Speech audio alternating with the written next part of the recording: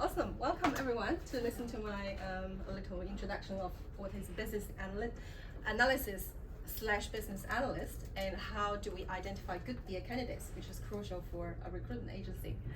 And this kind of training will be very interactive. I would love to ask questions throughout the session, and also I want to understand what is your motivation, or what do you want to learn from this topic, because I know you guys might already have some ideas about what is BA and how do you find a good BA. However, I just want to see if there are other gaps I can help you to bridge in terms of this topic, so that maybe help you in the future with work. So just ask me questions and interrupt me throughout the session whenever you have something you want to say. Just don't be shy and raise your hands up or just ask me. All right? Cool, awesome. Okay, maybe everything I do, I always start with why. Like why I do this, why I'm motivated to deliver this talk. Because I've got my little agenda and I'd love to share with you. It is because BA is quite hard to define. It is very hard to use one phrase or one word to describe what is the BA, what is business analysis. And it's a lot of confusions around this area. It's why I would love to kind of go through and also engage with you guys to have a better idea. Since I've already been through the BA master program, so I believe I know a little bit more than most of the people in the world. And also I would love to help uncover the right talents for people who come from a different non-traditional BA background, whether they don't have a really direct BA experience or have relevant degrees of the BA like me, have a master degree. However, they have great potentials that can become a great BA in the future. Maybe they just need a little bit of time to pick up the BA practices and methodologies. However, they have got all those key crucial skills that they can become a big BA. So I would love to help you uncover those kind of talents. And what is the end result of it? Because if you want to uncover these talents, and you need to build early connections with them, because you need to identify them as early as possible, and then you can have this relationship built, and then you can help them to grow, progress further. Then you guys will have relationship-based kind of business with those candidates, and it actually give you advantage apart from other recruitment agencies, because this is a very competitive industry, I know. So you really want to get to know them early, so that you get a better position to kind of engage with them. And then in the end of the day, I would love to help build a more healthy ecosystem for the BA industry, and also help to build the pipeline of creating these channels for potential aspiring BAs to become a practitioner in the industry, so that they can make contributions to all the organizations. So that is my little agenda. I would love to be transparent with you guys. And this is the formal agenda. We will talk about what is the BA, what is the business analyst, and what are the common BA activities that we do in the daily work. So I will go through some tasks that I'm doing every day, so just give you maybe a concrete idea of what it is. And also what are the common BA types, because there are so many different titles and different descriptions of the work. People may get confusions around them, so I already grouped them in different ways that I will show you later. And also, most importantly, what skills would BA have? I will divide them into both hard skills and soft skills, so that you get a very clear understanding of what skills you need to look for when you hire, recruit a BA. So lastly, I think it is most relevant to you guys is how to identify those good BA candidates. Since we already know what they're doing, what types of BA they're working on, and what skills they have, but how can we actually pick them up when you kind of engage with them throughout sorts of discussions. And lastly is the Q&A. Cool. I just wonder how many of you guys have actually read the BAM book by any chance? This is the body. This is body of knowledge for a business analyst. And this is the most kind of official document. It's about 500 pages, developed by IIBA Institute, which stands for Institute of International Business Analysis. So this is the most comprehensive handbook for all the BAs. So from that official handbook, we have this very high level definition of what is business analysis. So you can see here, business analysis is the practice of enabling change in the enterprise by defining needs and recommending solutions that deliver value to stakeholders. And there are so many keywords in this one simple phrase.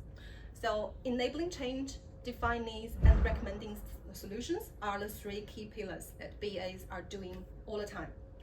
It's just the high-level summary of all activities, but in the end of the day, they're all related to this kind of three different aspects, like change, needs, solutions. These are the critical words. And then who are you delivering to? To the stakeholders. And the stakeholders will have very different levels across the organization. Also, could be internal or external. And also, how do we do that? By delivering value. This is the ultimate goal of the BA.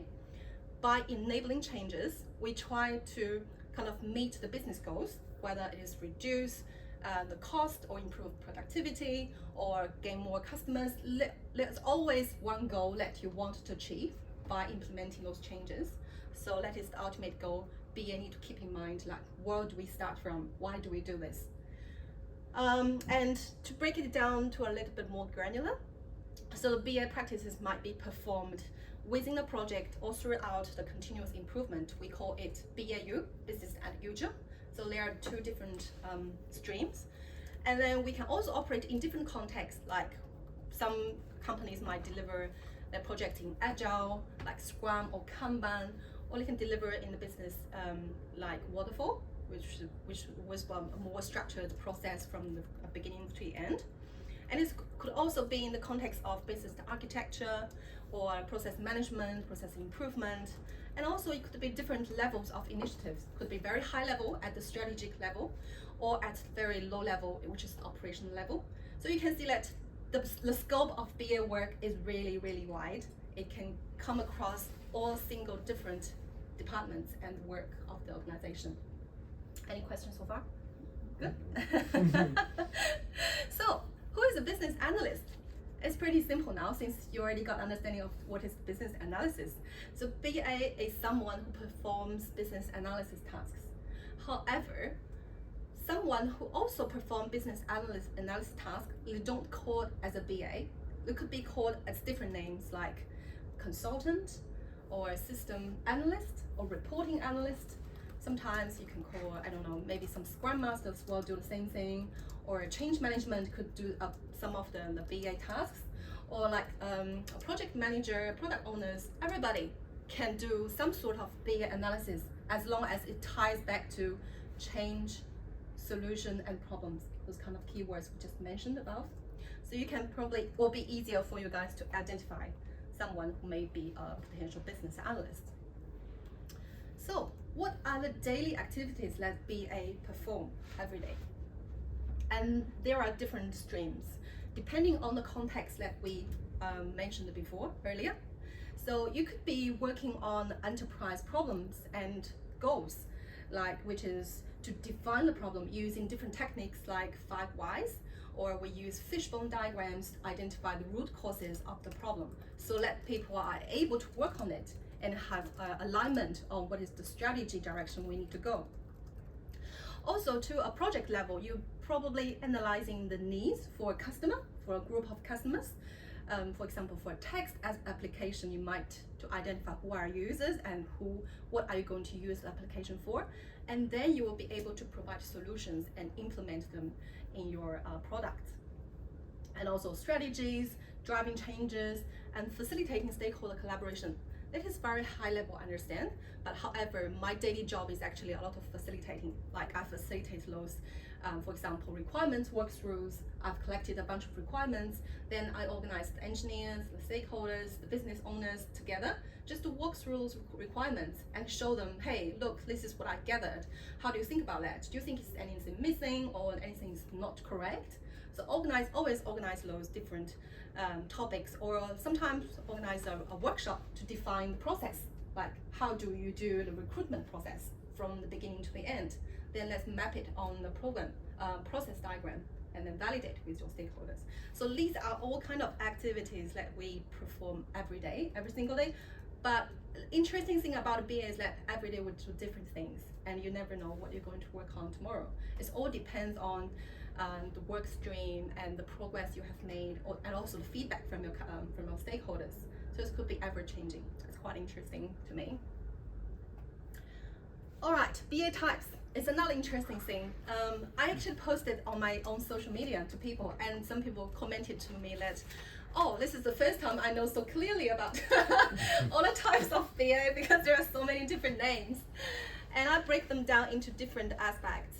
So based on the task type, which is the nature of the project, whether it is related to an IT project, IT system solutions, or it is mostly related to business tasks, or it is a combination of both. Like for me, I'm right now a technical BA at Westpac, so I'm dealing with the systems that engineers use to manage their binaries, codes, and packages. So that is tool I'm looking at to help my team to upgrade to a new version. So it's closely tied up to a very technical platform, which why I was called technical BA. However, if you are a business BA, like for example, working on some policies or some procedures or some compliances, then you will be more likely to be defined as a general BA or a business BA. And then could be a combination of both, because sometimes project can combine all those elements together and you need different technicals or like skills to do the job, so you can't be a hybrid one. And the other thing is about the project approach. So somebody might be called Agile BA because they are predominantly using the Agile methodology to deliver their artifacts or deliverables. And then sometimes people use non-Agile. People don't call them non-Agile, but they are working in the waterfall environment, especially in some like heavily regulated enterprises or governments. They're still using those traditional ways to deliver projects. So they are like non-Agile BA. And you could also have a bit of both elements. So you can be a hybrid model as well. And then based on the stakeholder type, like in-house BA like me, we are normally working in the internal environment. All the stakeholders we engage with will be the internal employees from the organization. However, I was also on the the vendor side before. I was working in the consulting company. Then my stakeholders will be primarily like external customers. I was working at Vespa as a BA consultant. Then I was assigned to Transpower as a consultant. So I was pretty much just working there the whole time and working with my external stakeholders. That's why they are in-house and BA consultants. They're quite different. And the last one is the other special types that has not been grouped into the other ones. For example, some BAs, they might use SQL or Python to deal with a lot of data sets or connect with the data houses. For example, my friend, he's also working in Westpac. His title is Data Business Analyst. I was wondering, why don't you call yourself just Data Analyst? But maybe he still like have some work to do with the business. So he is actually, kind of in this bracket, like dealing with data. So you could be using the Power BI to create a bunch of dashboards. So you could be called a business intelligence analyst. And you could be using a lot of reporting tools and produce reports that need to be submitted to senior leadership for a regular review. So that could be a reporting analyst.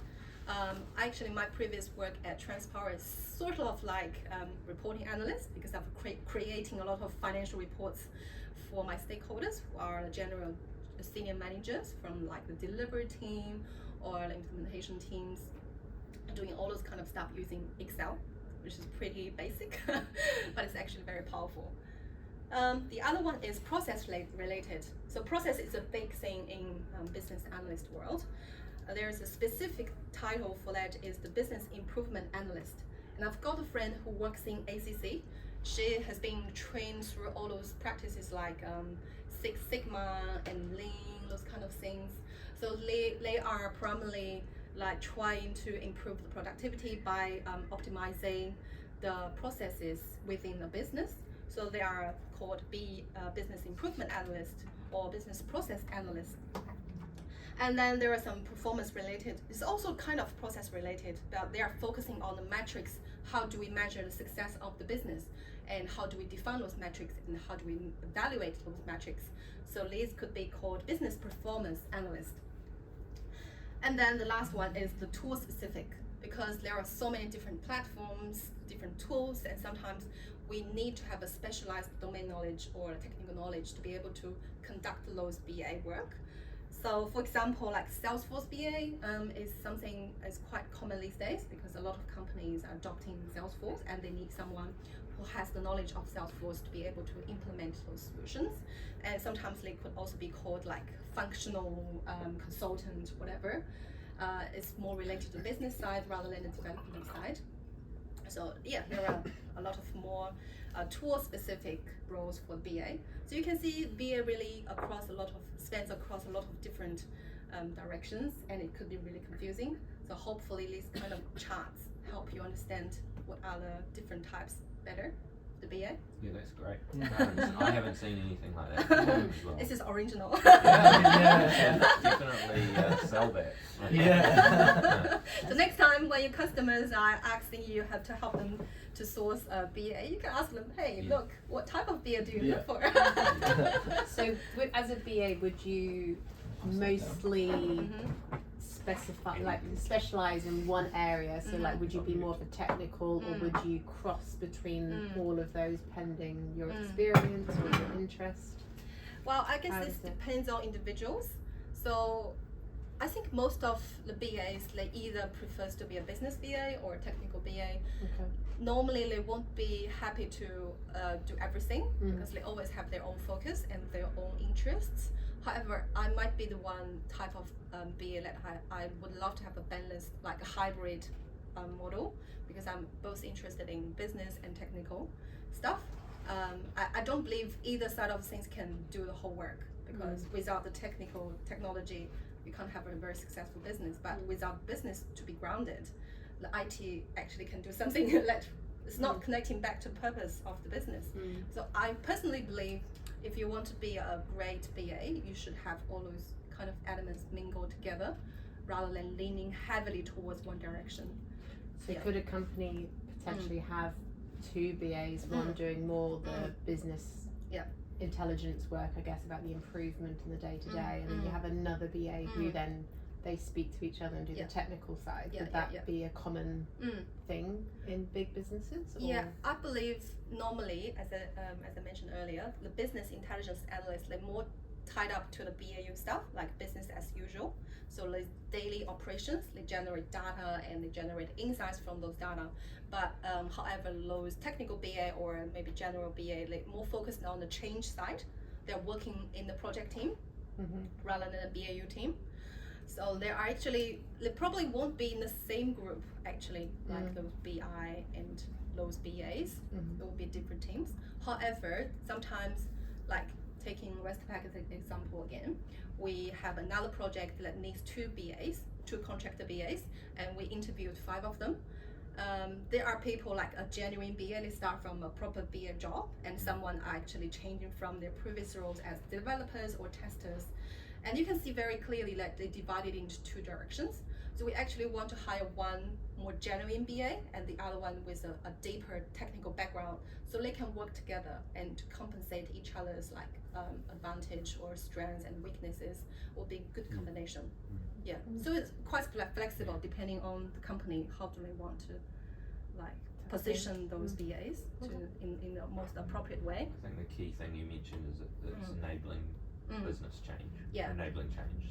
Yeah, exactly. And when I was at Transpower on an IT project, the requirements were coming from the business, so we had a business BA managing the requirements from the business side, and then the IT group had a technical BA who was doing a lot more of the wireframe, so like working with the design, the engineers developing.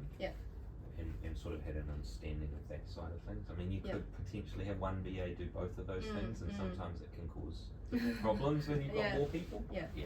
And also depends on the phase of the project. Normally the BA will be heavily involved in early stage of the project, like initiation, defining the problem, defining the project scope, and all the way to the planning stage, like gathering requirements, starting from the business requirements, the high level ones, or stakeholders requirements, then break them down into functional or non-functional requirements, and or link them all back to business requirements, so that you have an integrated requirement solutions that you want to proceed forward. However, requirements do not equal to design. So requirements is what you want. and designs how it will be produced or developed. So it will be more specific, it will be like more technical details. However, as I said, BA will be heavily involved in the initial stage. Maybe at the implementation stage, the type of BA you mentioned will be more helpful, like to break down those technical details, write them up in the technical specification document, so that the R&D team, software team can actually put into like codings and actually to deliver the features. So there are very different types of work that BA can do at different stages engaged. Oh yeah, this is the next page. What the skills should BA have? This is a very interesting one. We always divide skills into hard skills and soft skills. However, I think for BAs or more for many other jobs, the soft skills is actually the more hard skills we would love to have for BAs, because the hard skills, for example, like hard skills, for example, like the Power BI or SQL or whatever, the cloud is actually easy to pick up. You probably just take some Udemy or YouTube courses and spend a couple of hours. You will get the gist of it. However, the soft skills are really take time to develop. It's really like a long process to actually build it up. But we talk about hard skills first because they are simple, easier. Starting from kind of the cycle, how BA group their work is from the problem analysis. And there are different aspects of the problem analysis. First is to define the problem properly. As I mentioned, we use different techniques like 5 whys and fishbones. And also a very classic concept of the problem analysis is the current state and the future state mapping. We need to understand where we are now, what kind of problems or pain points we have, and then we want to understand what is the future we would love to arrive, like what are the ideal state we want to achieve. Then the next one is also a very classic BA concept, is a gap analysis. We then identify what are the gaps in between the future state and the current state. And we work it backwards to see, oh, there are the gaps, and how can we bridge the gaps? What can we do to take action to minimize the differences? So this is the gap analysis, and it's been very often asked in the BA interviews. Like when we hire in the tech BAs, we always ask them, do you know much about the gap analysis? How do you do that? What is your approach? These kind of things. So this is very key concept for BA. And project scoping as well, like you need to define the boundary of the project, because you can't do everything. You only got a limit of time and money, right? So you need to sacrifice some of the things, maybe not important or less important. Then you can work together with the PM, the project manager, to understand what's in scope and what is out of scope. And you need to deliver this message clearly to the stakeholders so that they have no confusions about what needs to be delivered in the project. So scoping is a key thing. And then the big chunk of BA's work is requirement and management. So everything on the right-hand side is the fundamentals of BA, the foundations. So every single BA should have those skills to be able to perform their tasks. The requirement management is also like a systematic work, starting from the requirements elicitation. Why we use this elicitation is because you need to take efforts to extract the ideas from stakeholders. They're not like things like on the ground, you just pick them up. It's not that easy. You need to kind of ask a lot of questions and put them in the same room and have maybe heated discussions so that you're able to uncover the real true needs of them. Then you write them down in a very structured way that people can understand across different levels. So requirement elicitation is one of the key things that BA will conduct every day. And we have many different techniques about it. For example, we can do workshops, we can do brainstorming, we can do walkthrough, we can do document analysis, we can do interviews, one-on-one interviews. There are so many different techniques. But again, this is the very core competency that BA should have. And then once you got this requirement documented, you also want to validate and verify with your stakeholders, because you don't want there is any misunderstanding or confusions on those requirements. You want to walk through them one by one until everything is approved or aligned on. And then document is needless to say, we need to write up those documents. However, some companies take a light approach. Like in Westpac, we always use the Confluence. Engineers are happy to use the Confluence pages, document what they need. normally the BAs would love to maybe use a document like writing the Word or PowerPoint to make it more structured in a single document so that people can review and approve. So there are different approaches for how you document those requirements. Or maybe people use like Jira, which is the management tool for agile projects, to document in the user stories. So we have like different points assigned to a user story to identify how much time or how much effort is needed by the engineer. And also we define what is the acceptance criteria, like how do we define this ticket is being closed or completed. So all these kind of details will be included in those user stories. The last thing is about requirement tracing and management. This is very key as well, because once you've done the requirement, doesn't mean that it becomes static. It's still changing all the time. Maybe you will cancel, you will not deliver certain requirements, or some requirements change the scopes, or some content has been modified. So you need to always monitor like what has been changed, and then trace them back to the original document to see, hey, this has been changed, and what is the new current descriptions of that requirement. So all these 4 steps will kind of build a very strong requirements management practice for the VAs. And process management is interesting one because it could be a standalone tasks, or it could be integrated inside of the requirement gathering. Because sometimes when we do the current state analysis, we use the process maps to describe what we are doing right now, what are the steps of this to deliver this end-to-end services. So process management is also another key topics for BA, and you need to be able to do process analysis, do process mapping, and do process improvement. So for the process, we normally use a lot of tools like Visio, which is a very common tool used in the companies, or sometimes we use things like a diagram.net, or you can do a very not so formal kind of artifacts using the Miro, just doing a bunch of groupings and diagramming stuff. So it's all very, very flexible. And then to the left-hand side is more like other knowledge BA should have. For example, the project methodologies, you need to understand what are these means, like agile, waterfall, and software development life cycle.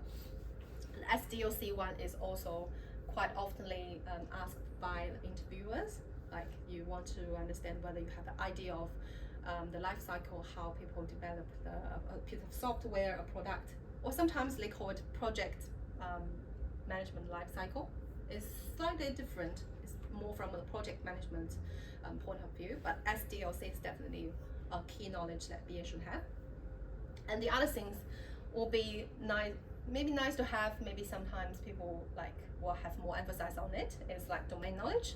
For example, if you work in the bank, people may expect you to have some finance background or finance knowledge, or maybe in the transport utilities, you need to know how these companies operate. So these are the domain knowledge tied up to the industries. And then the basic data analytics, like using Excel, maybe Power BI is very common tools. Even though you might not dealing with a large data set, but if you have those skills, it will be definitely beneficial for your daily work.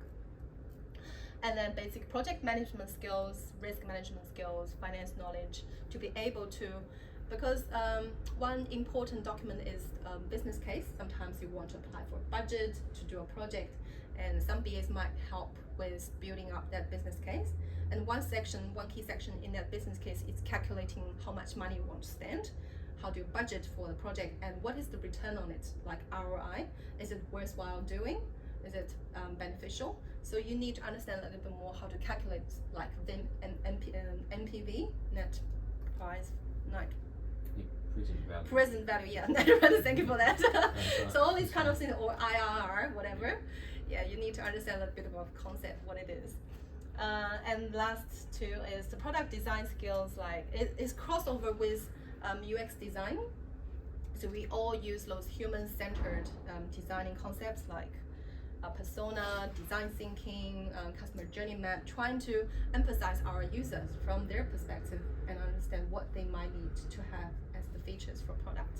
So if you got those, like also maybe mock-up, wireframes, they are all kind of tied up to that product design thing. Last thing is about the basic testing, because sometimes BA will help to write up those test scripts, or maybe even do some user acceptance acceptance testing. So if you got that kind of knowledge, a lot of places will appreciate. Like Westpac, they really value someone have a testing background because it can reduce engineers' workload at the later stage. Testing can be very time consuming. Any question on this one? This is the hard skills. Cool. I really like this diagram. Original again. Amazing. It's so clear. Yeah, and the soft skills, a very interesting one.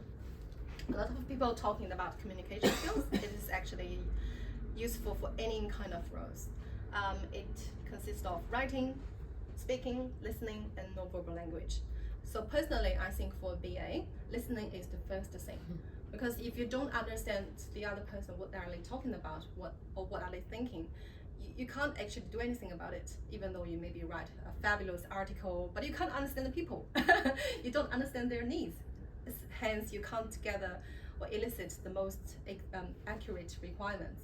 So listening is the first thing. And then writing. I think writing is another thing that might be like highly ranked as the desired skill, because you need to produce all those documentation to be read by a large group of people. You really want to have like a concise, accurate and written in plain English in a very good structure. So written English is very key for BA. And interestingly, leadership skills. BA is, by the title, is not a leader. However, they do need leadership skills because you are actually enabling the change, and enabling the change needs a lot of proactivity, and you need to be able to group the people and put them together to have conversations and to resolve the conflicts, because there are people who have different priorities, like you want A and you want B, and how do we bridge that differences, right? It's a lot of battling actually. It could be very tricky. And then how do you influence like the senior managers to be able to allocate resource to you, to be able to put your project maybe on their agenda to help support and sponsor the project to be successful. A lot of those kind of things, influencing, motivating, resolving conflicts, prioritizing negotiation, can actually bring the BA to the next level. If you got the other things, you probably be a good BA, but if you want to be outstanding, you really need to have those leadership skills. And relationship skills, again, I think is also relevant to you guys as well.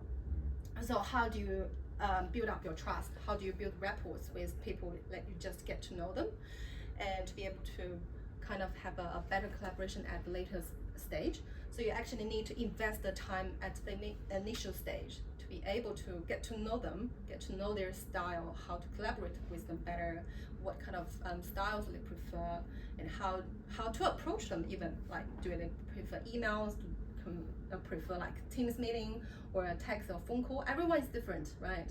We all get our own preferences of the styles. So if you actually spend time to know them as a person rather than a business worker or colleagues, and you will have much better foundation to work with them better. And coordination across the departments. How do you coordinate people's time? It's a very straightforward difficulty for all of us. Sometimes you need to organize a 10 people workshop. How do you make sure people spare the time for you, right? An hour could be very, very hard for someone, like especially managers. How do you able to book their time? So there's a lot of techniques that you can use in this space. Also, because BA, we could be put in any kind of projects, either technical or something totally you are unfamiliar with. So it requires you to be able to pick up things really quickly, to be able to get your head around of a lot of like overloaded information, and even to be able to identify gaps or problems through all those information provided to you. And it's not an easy thing to do, believe me. It's very hard, especially for consultants, because you're always like to be expected to deliver really quickly, like within weeks. So you don't really have much time to get your head over things. However, learning is one thing, but unlearn is another thing. Because you probably have, for example, a BA with 10 years experience, and they got heaps of backgrounds or project experience. They probably already stick to what they do before, like we always do that way. So for this one, we will still continue using this method. However, if you are able to unlearn things that from the previous experience and pick up new methodologies or new approaches, that means you will be more adaptable to the change, to the current situation, and which will be more fit to the purpose, the approach you used. And I think it's critical for like outstanding BA. And then problem solving skills mentioned too many times. So you need to be able to see through things, not just superficial. Not someone told you this is the problem and you believe it. No, you need to challenge it.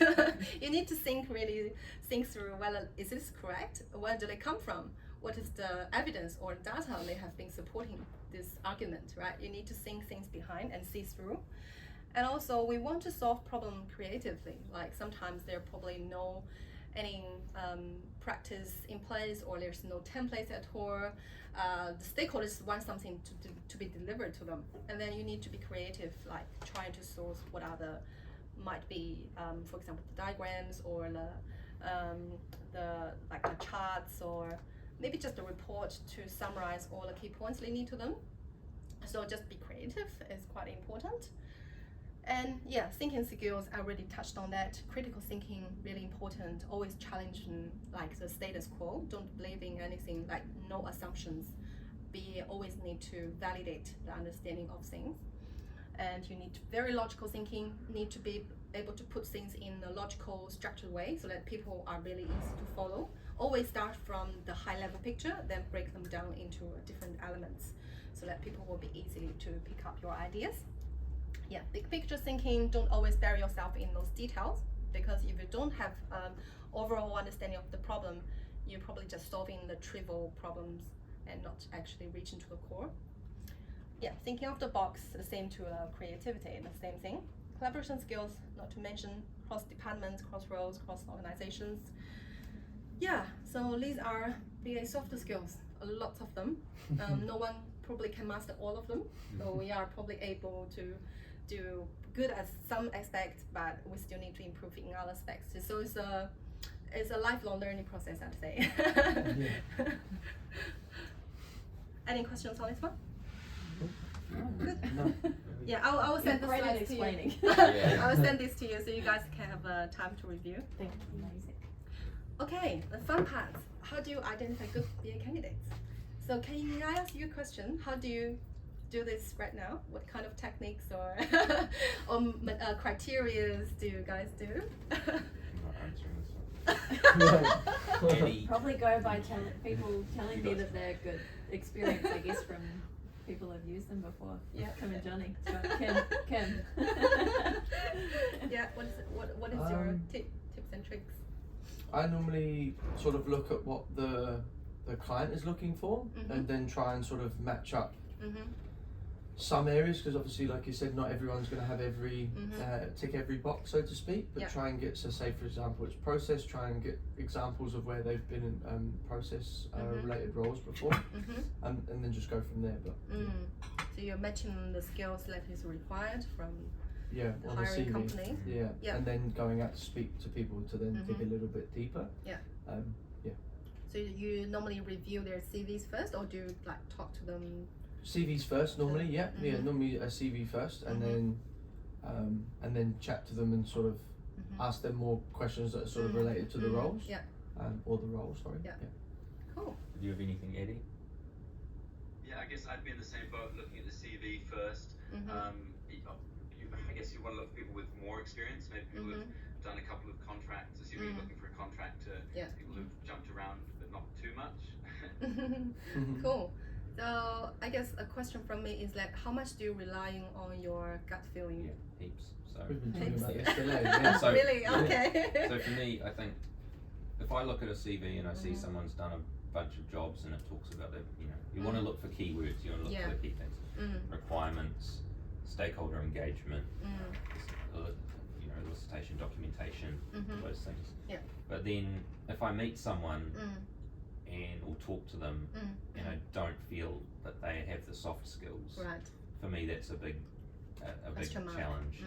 Now, if it's a really technical role, sometimes, or they have a really strong expertise in a certain area, they might be able to get away with it. But if they're engaging with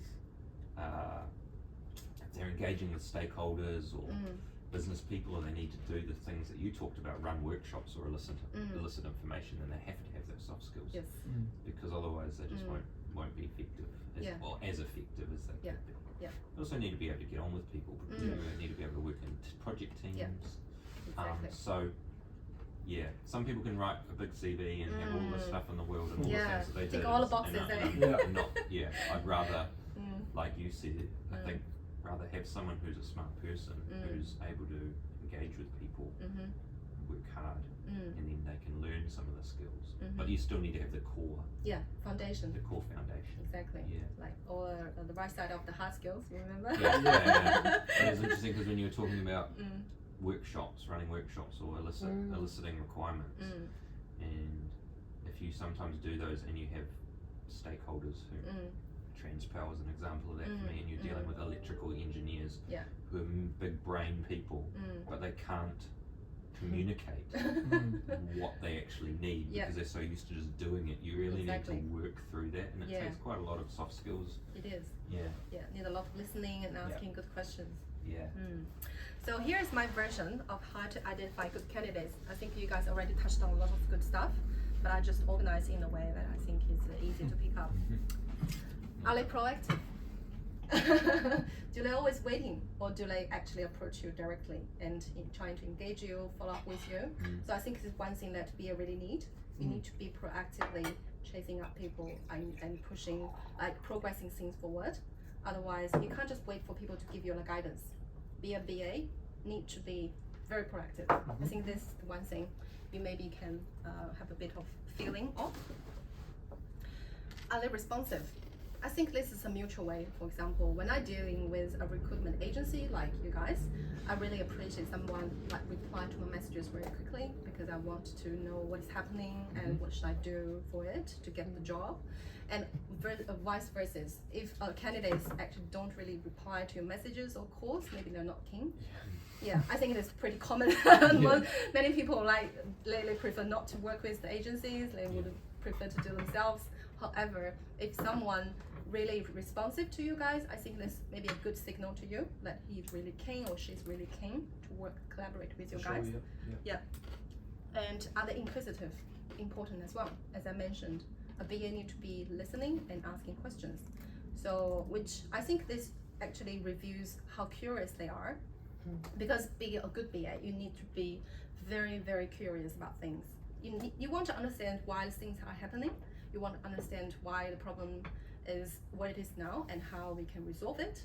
So as someone, if they're asking really good quality questions and always wanting to get more information from you, I think it's a really good sign.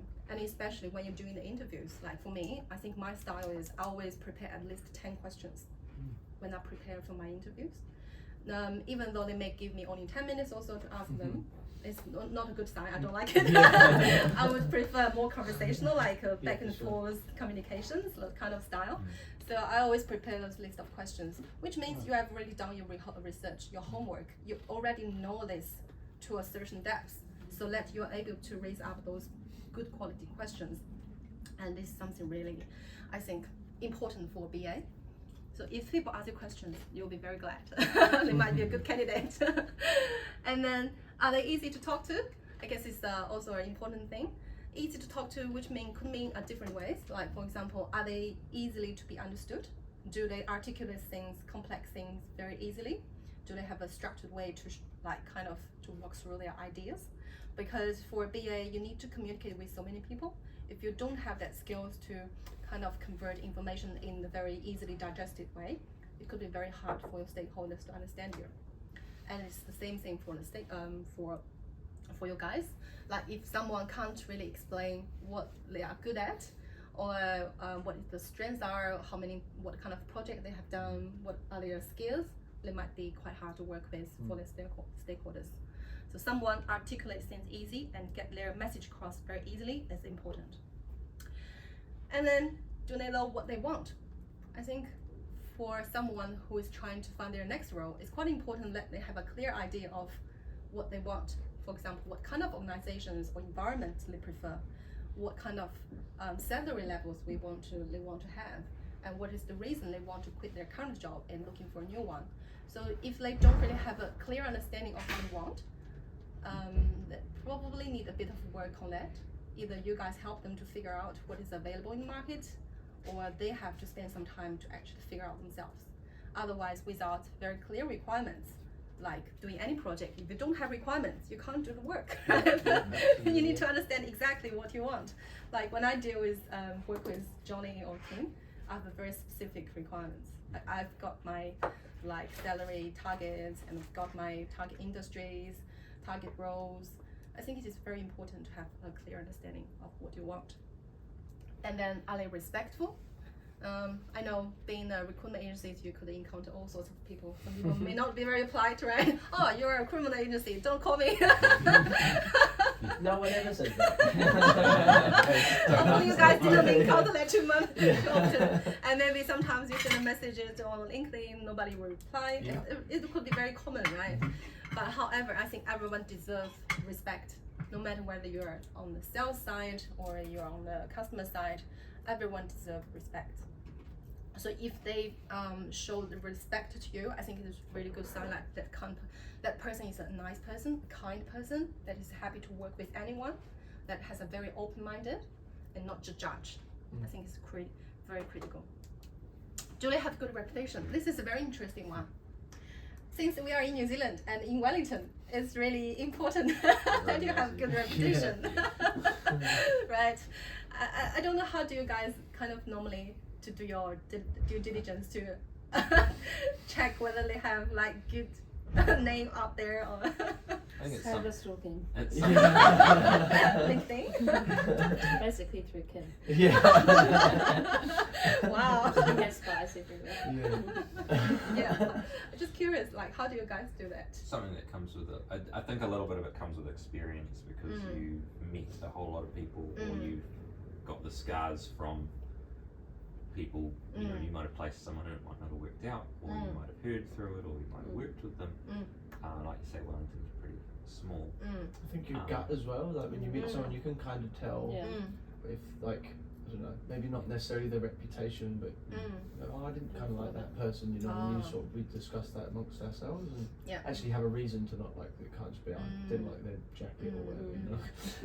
I think we'll sometimes go and ask people in confidence if they've worked in that area. And or then the other part is when you come to interviewing and actually getting into the questions and going, so why have you worked in all of these organisations for 2 months? The big question mark. Something like that, you know. So I think Yeah, totally. I think another way is probably find some common connections. Like on LinkedIn, you can easily just search the name, and once you get into their profile, you see how many common friends you have. And if you have some people that you actually trust, that as a common friend, for example, you can trust me, and I have a pool of, like, for example, a student studying the BA course, and I know their reputations because it's a very small group, and everybody knows each other because they work together on assignments and reports. So we have this kind of you can say credibility bank. It is very easy to screen out people and to avoid those pitfalls. So just find some hub person that have a lot of connections, and then they actually you can trust is quite important, because you don't want them to tell like a gossip or some fake news or whatever. So you really need to believe your information source. However, I think this is a very effective way to do it. So we strongly believe as well that our reputation with our clients and other candidates is really reliant on us presenting candidates that we would want to work for us. So work with us and work with our clients. So it's quite important. So find those key person and then try to get them help, because my ex-manager at NZX, they actually asked me, they found some people graduated from the same program as me, maybe earlier, maybe later. They asked me like, hey, do you know this person? Well, how do they work like as a student or in previous experience? So I could get information for them actually. It's quite effective and very accurate. Next one, are they confident? It's without saying that people need to be confident to present themselves, to be able to kind of, how do I say, very well articulate their strengths and brag about themselves. Because presenting your work, doing a good job is one thing, but presenting your work is another thing. Some people will be very shy and they're not confident to show up their skills, their achievements. However, we do want those people, for example, like me, very confident, not shy at all, to brag about myself. And these people will, they will have a higher chance to succeed in terms of the customer client interviews. So you may want to work with most confident people, but not actually bragging about things they haven't done. Need to have a proven record and then to be confident. And humble as well is very important. I had very interesting experience recently helping interviewing those technical BAs, and most of them are already having like at least 15 or even 20 years plus experience. They're super experienced IT guys or BAs. So it's quite interesting to observe how they behave when I, as a less senior people and without heaps of years of BA experience, actually asking them questions and being one of on the interview panel. You can clearly see whether they are like impatient or feel uncomfortable of being asked questions by me, or that are they quite open, quite modest to be able to give a proper answer to whatever I asked. So that's something I really picked up, and it's quite interesting because some people just believing, oh, I'm the old guy in the industry and I just don't give a shit of what you're talking about because you're so junior or you're so new to the industry, you don't know anything. So look for someone who is really humble, but also confidently humble. Like believe they can learn things, pick up new things. It's quite important. And also, I think I've discussed this with Johnny before. Do they operate with transparency?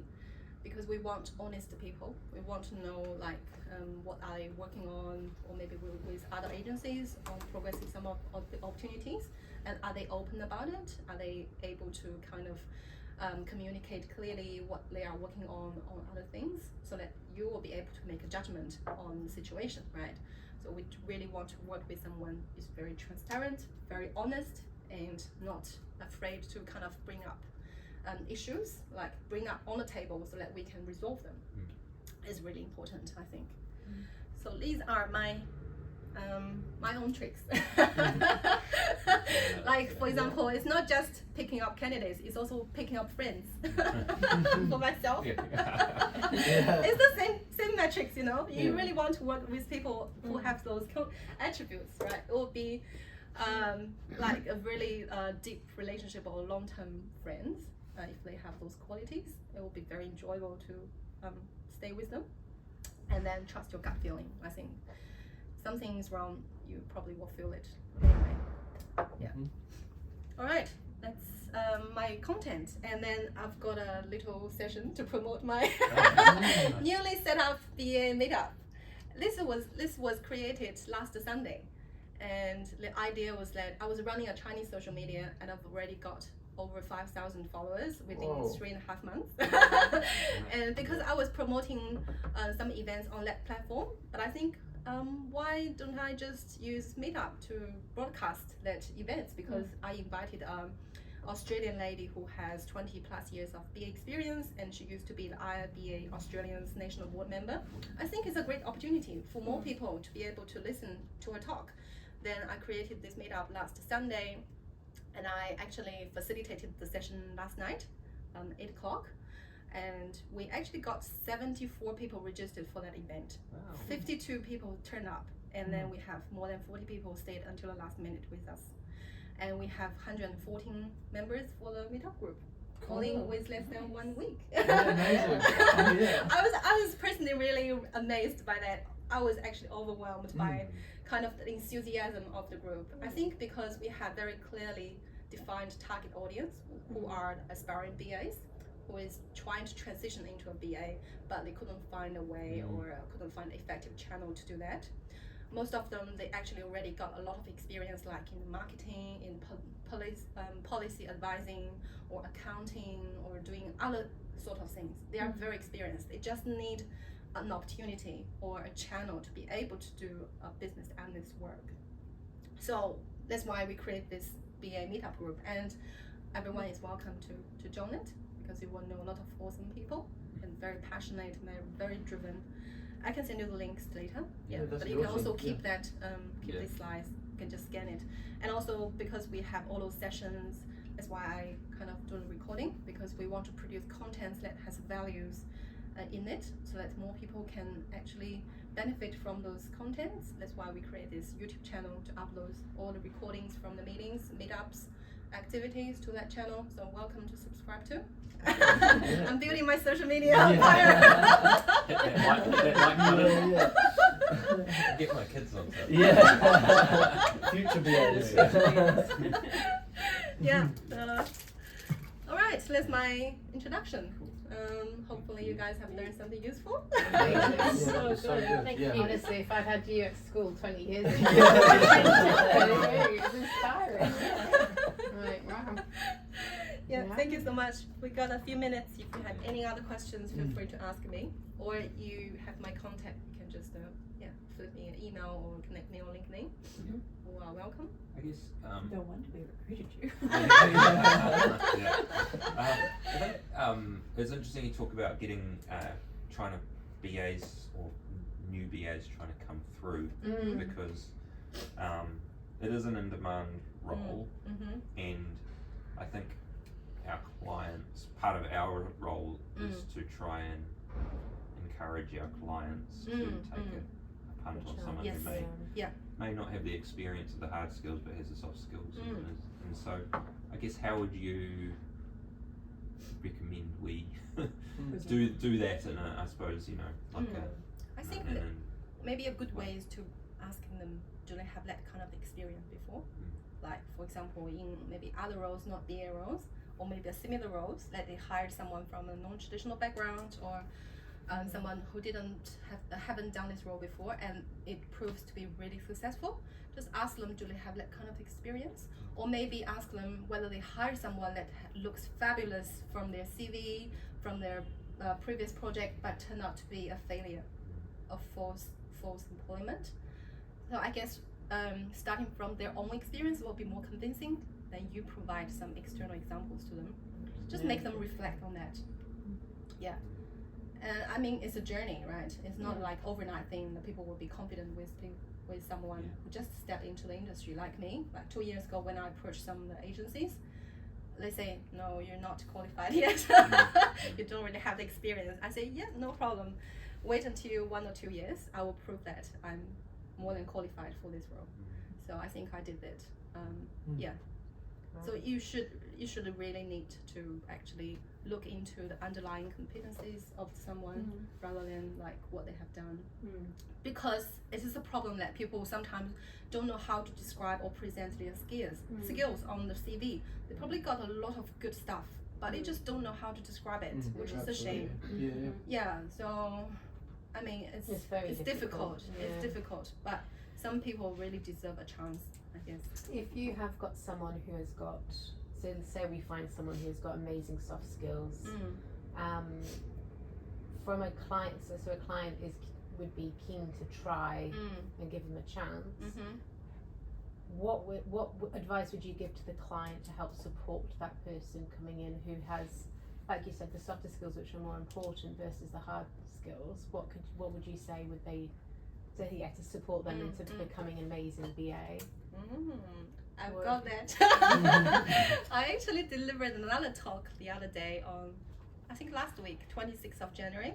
That was a webinar, and our topic is about how to support, grow, and retain new business analysts. It's coming from our own perspectives as a new BAs. And I can send you the link. There's a webinar Another that's team recorded. video. Yeah.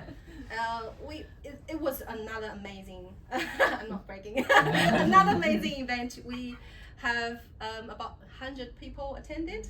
Almost 300 people registered for that event, and that was one of the most engaging one, according to the Was that host. at Vic Uni? Or was it? No, it was hosted by a UK guy called Adrian. Oh. So he runs his own podcast and then like the webinars every month.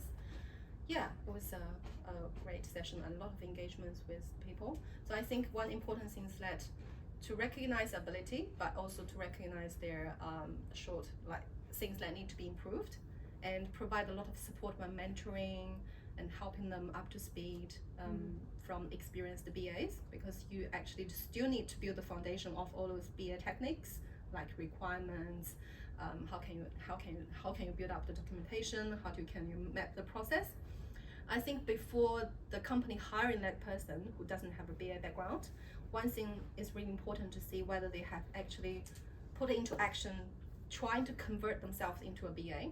Things could be that they have picked up courses, for example, doing some entry-level BA certificates. Could be a ECBA certificate that doesn't really take you too much time to do, but you want to have at least some fundamental knowledge about a business analyst. Otherwise, even though you have awesome skills, like soft skills, if you lack that big chunk of BA knowledge, it still will be a struggle for a company that hires them. So I suggest the clients can look for some hints that the other person has made efforts to becoming a BA, rather than just have a very clean CV without anything related to that. Also, maybe some projects, like to look into specifically what activities they have been doing. Like, for example, have they been facilitating a lot? Have they been coordinating a lot? Have they been understanding the customer needs before? Those kind of things, or engage with stakeholders. And these are the good signals that this person already got some of the BA tasks that they have done before, rather than a title. I mean, the title could mean nothing, right? A customer service people may have a lot of relevant skills to be a BA, or maybe a help desk, or maybe a call center even. So just look into the actual stuff they have done, rather than the titles. Yeah. Cool. That's really good advice. I have one more question. Yep. It's just to help these guys, and it's probably the opposite of everything you've just talked about. But what would be, I guess, a couple of red flags for you in terms of what would be a bad, like a bad BA if they're meeting? Like, what should the team be looking for to kind of make them, and then maybe dig a little bit deeper? Or Like signals for a bad BA. Yeah. I guess it will be all opposite for this one. When I was asking the Right. So just a simple example, if someone just keep talking and without asking you anything or trying to clarify their understanding, it would be a really big signal that they are probably not qualified, because they don't leave the space for people to speak and trying to understand them. And also, if they can't bring up any quality questions, they just listen and nodding and smiling, it's probably not good neither, because you really want to put your thoughts into it, right? You really want someone can kind of identify the gaps, identify the problems, and challenge your assumptions. That will be a good BA should have. Yeah, and someone also is not humble enough and is not doesn't show any respect to people. They may have very bad relationship with the stakeholders. They can easily get people irritated. It'll be a very bad. Yeah, and as I said, people need to be able to deliver their ideas really clearly. So if someone just talking, rambling, but not actually have any points, that is not good. Yeah, it's kind of just wasting your time and not really effective. It's not effective communication. Yeah, so everything opposite to this, and someone maybe not honest, trying to hide things inside of them, and not really being transparent or direct. I think that's not good signal either. So just maybe this is very high level guideline, but I think it can maybe filter a lot of not so good candidates for you guys, and save you a lot of time and energy to focus on the right ones. What kind of looking for what's the word I'm looking for? when they're searching for candidates, is there any advice or any good tips? Someone who's already in a role, what could you do or say to entice them out to get them into it? That's a difficult one. Chocolate. I guess. What would motivate a BA into potentially changing a role, or what kind of questions could you ask to find out if they are happy in what they're doing or not happy? I guess having the cold calls is quite difficult because you have no connections with that people. One thing you may want to do is trying to know them beforehand rather than just approaching online. So one thing is to engage with our Career Meetup. Yeah, very nice. Really, like get your foot earlier, Yeah. and try to meet them at least online to put a face to the name, right? So that people have an impression of you, like who you are you a nice person, are you reliable, trustful, those kind of things. And your meetup people based in Wellington, or are they? Mostly in New Zealand and some people in Australia, but mostly Australasia. And also, I guess another way is trying to be like monitoring close to the industry trends. For example, Red Vespa, they just get rid of people last year. So you know that people might change their minds, will not stay there for too long. So if there is a restructuring happening, you can just get this information from your own resource. And then if you know something's happening, maybe they haven't been really fully launched yet, but if you know this news, just approach to people within the industry and to check out. You can ask them, hey, look, like there's some changes coming, and I just want to understand, is there anything will be might be cause you to change your minds, or is there any impact on you? Are you being impacted by this change? Those kind of things. Just, I guess, the way is trying to think from their perspective rather than your perspective. Like, I know you want to search a good candidate, but trying to put yourself into their shoes. Why do they want to change? And look at the profiles as well. Some people may just want to change jobs for a year or two. There is very fixed intervals, intermittencies, right? Maybe it's just a year, and then you want to change. So it might be the good timing. And also keep following up. Maybe they are not interested in this moment, but they maybe change their minds in a couple of months. So it's really important to just keep following up them. Because it's quite easy to fail at the first attempt. So many recruiters like get to know me and know that I've got this new role at Westpac. They just say, oh, I will put in the calendar that once you're almost come towards the end of the contract, we will contact you. I think it's a good way too. Maybe even earlier rather than leave it to last minute. You'll ignore the emails then. She's not answering the question. Maybe we have to go to a meetup. Don't worry. Subscribe to the I channel. got my preference. But yeah, it's the consistency, I guess, important, just to build relationships throughout the time. That's it, right? And also just offer help to people who may want to. And be valuable, be useful for them. It's quite a key. I think there's some behaviour in the recruitment industry where if they're not useful to you now, then people just forget about them. But actually, it's building the relationship there and then maintaining, and then they'll remember you. Sort of playing the, you've got to play the long game, and you do need to be transparent and be a human, and be like, rather than just look at someone as a widget. Yeah, exactly.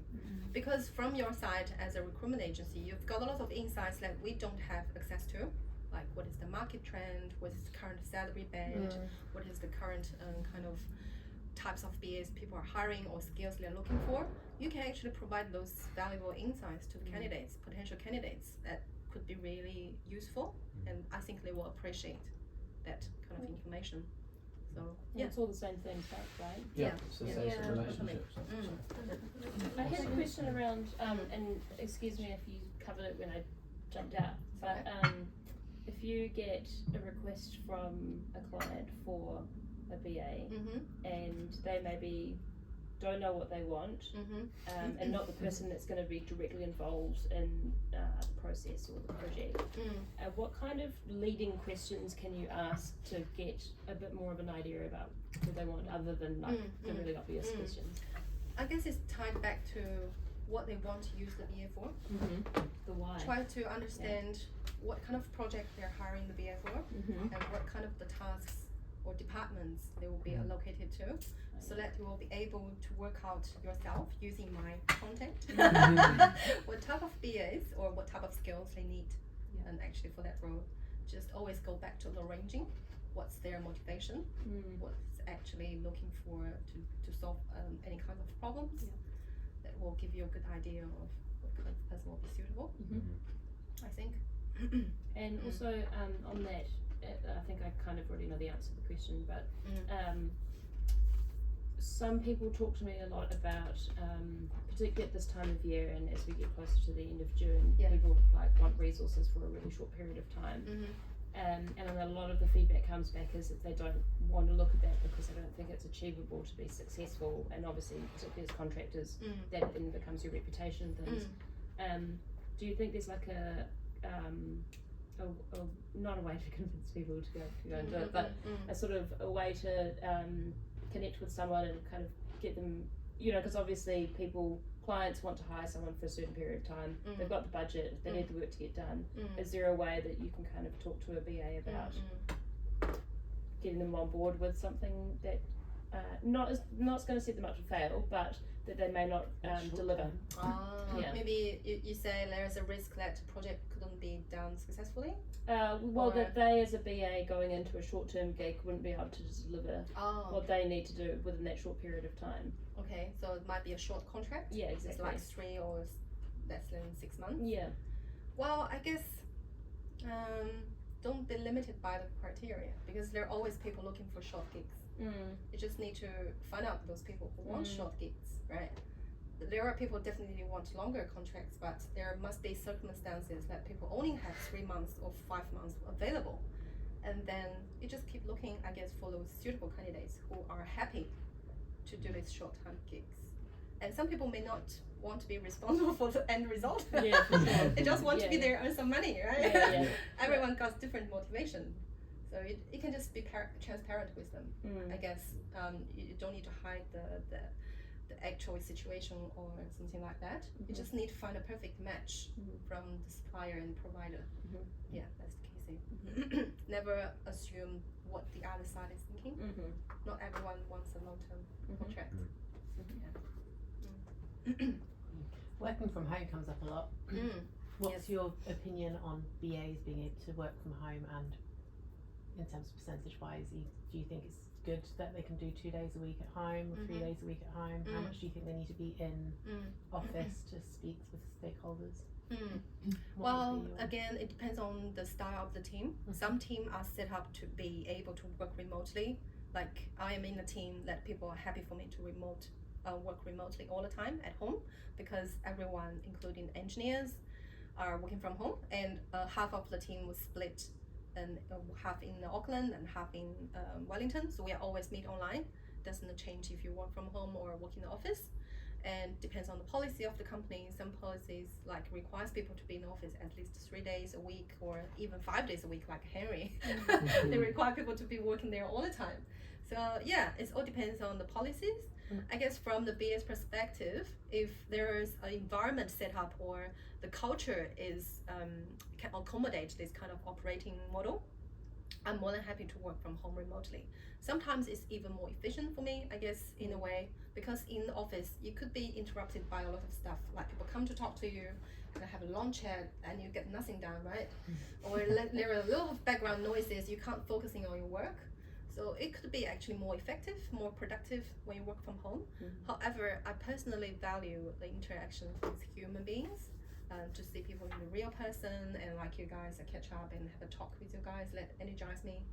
I think it's, both from the company's perspective and the individual's perspective. But actually, I don't think there will be a huge difference for BA's performance, whether they perform hybrid or fully remote. There's always like tools to help you collaborate with people very effectively these days. Great questions. Thank you. Thank you so much. Thank you so much for coming in there. No worries. I really appreciate it. Thank you. Thank Cheers. you. Thank you very much. And like I said, we're running a few of these sessions, so you're more than welcome to come in and Yeah, sit in I'm on happy other to. disciplines as well. And Take maybe notes. ask them. Yeah.